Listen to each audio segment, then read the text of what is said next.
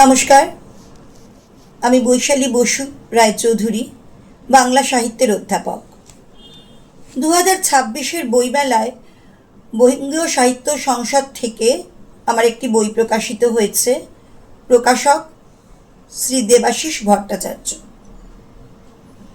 বইটি সম্বন্ধে এখন আপনাদের সঙ্গে একটু কথা বলতে পারেন বিজ্ঞাপন করব। বইটির বিষয় বিজ্ঞাপনই কথা। এই বিশেষ রূপে জ্ঞাপন নামক আবিধানিক শব্দবন্ধকে অতিক্রম করে বিজ্ঞাপন ধারণ করেছে এক সর্বগ্রাসী সর্বব্যাপী রূপ। বিজ্ঞাপনের অলীক মায়া ঢেকে দিচ্ছে বস্তুর প্রকৃত কায়াকে।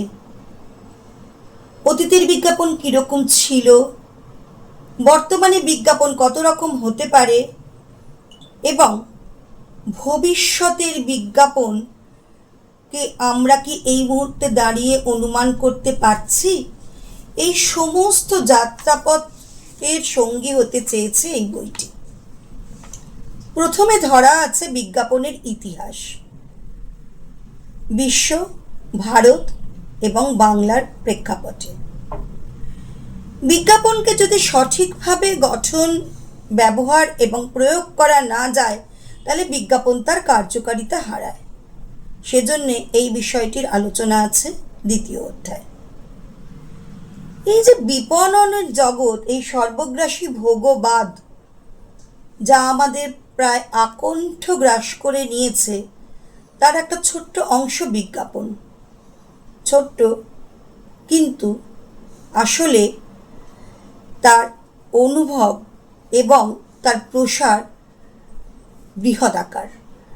সে বিজ্ঞাপন এবং বিপণন এর পারস্পরিক সম্পর্ক, সেটি এসছে পরের অধ্যায়। বিজ্ঞাপন শব্দটা ছোট হলেও এর পরিধি ছোট নয়।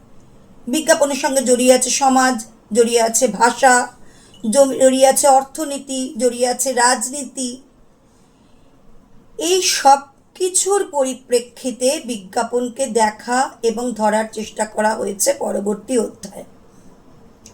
আপনারা যে ইউটিউব ভিডিও দেখছেন, এই বিজ্ঞাপনী কথা নামক বইটি আপনাদের কাছে পৌঁছে যাচ্ছে প্রযুক্তির মাধ্যমে।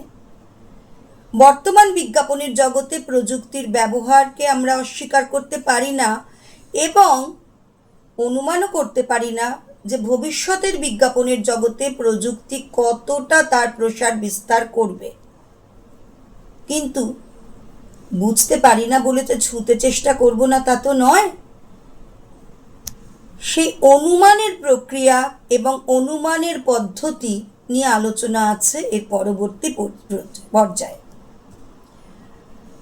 বিজ্ঞাপন একটা চলমান ঘটমান প্রক্রিয়া, এর তো শেষ নেই।